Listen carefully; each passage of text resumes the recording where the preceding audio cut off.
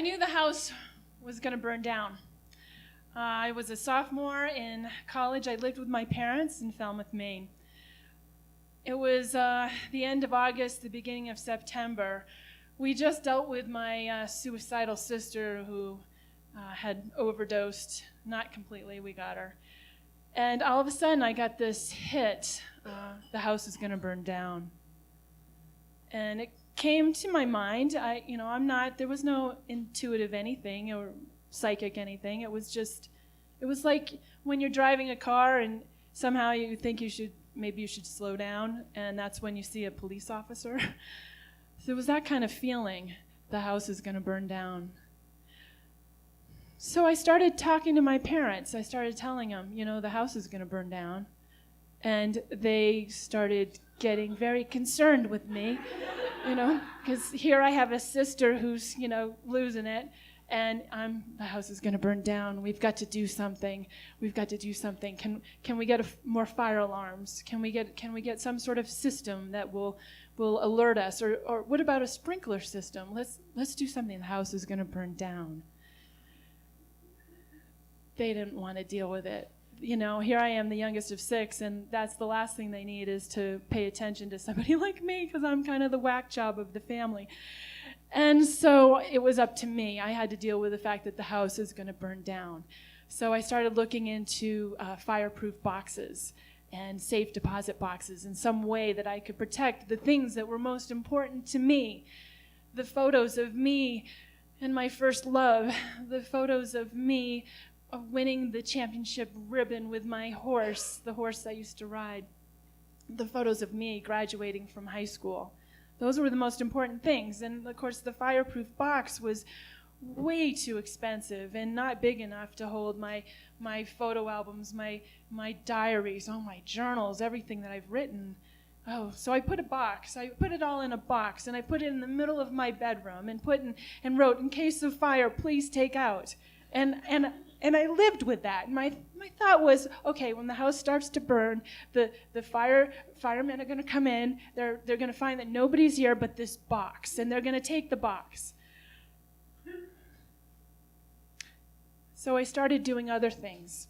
I started to pack rat my car. I started to put foul weather gear and boots and hats. I wasn't even conscious of it. It was just, I thought, I need these things at some point. I started to take things that I had borrowed from girlfriends and returned it. And this is the stuff that I basically stole from them. I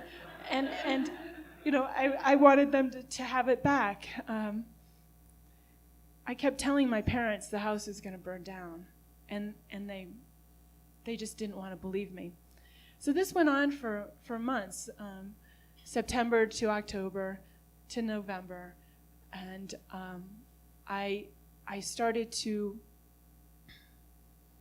read my journals over again. Stuff I had written when I was 12, 13, 14. Started to take photos of in my mind, looking over all the things that made me who I was at that time. So we went to Thanksgiving, and I lived in Maine. We went to Thanksgiving. It's in Massachusetts, and brought my sister, who was a zombie at the time, and came home. And as we came home, we went up to my house is positioned at the top of this hill. And as we drove up the hill, there was a police car. And the police car said, there's a house on fire. Of course, it's dark. And my parents were like, well, whose house? And it's your neighbor's house. And I was in art school, and I had a camera, and I started loading film. And the policeman said, you have to go down the hill and around and enter the other way. Of course, we get to the house, or we get to the property, and my parents had been talking about my neighbors and how we were going to help them, and I kept saying it's not their house. And so, of course, when we come up, there's the house. It's totally on fire, completely ablaze. Amazing. There are fire trucks from all the local towns. There was probably 10, maybe 12 fire trucks. And there's the house, and my parents are like, it's our house. And I was like, see, I told you, which I love saying that, I love being right? So here I was really right. And I want y'all to know that I did not set the house on fire. So of course, it's in flames, and the fire department, there's no water. There's no hydrant system. They ran out of water. And it's very, very upsetting for all the firefighters because all they could do was watch it burn. House burns down. The next day, I have all the gear I need to start digging, okay? And I'm digging.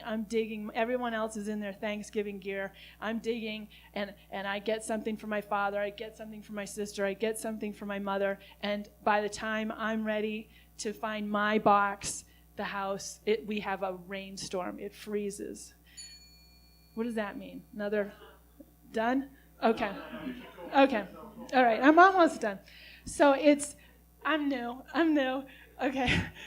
So we have this rainstorm in Maine. It rains and then it freezes, and there's absolutely no way you can touch anything because it's just frozen solid. It was horrible. It was horrible. So we had to wait until winter went by.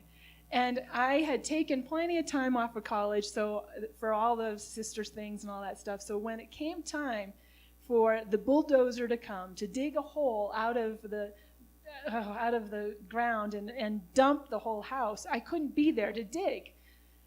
So I'm in school. They wouldn't have let me go.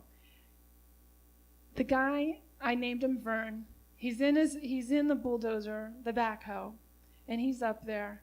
And I'll tell you, for the longest time, I was like, I don't exist until this point. I have nothing to prove I'm alive. I'm me, nothing. And this guy, Vern, he takes the backhoe and goes into my section of the house. And of course, the house never burns completely. And he takes it and he dumps it into this pit and opens a photo album, the right page, of me winning the award, of me graduating from high school, of me with my first love, these photos all torn and burned. And a journal opens up as well of me when I'm 14 going, who am I? What am I about? And that guy got out of that machine and went and scooped up those things and set them aside for me. And it was it just brought me back to, I existed again. So that's it.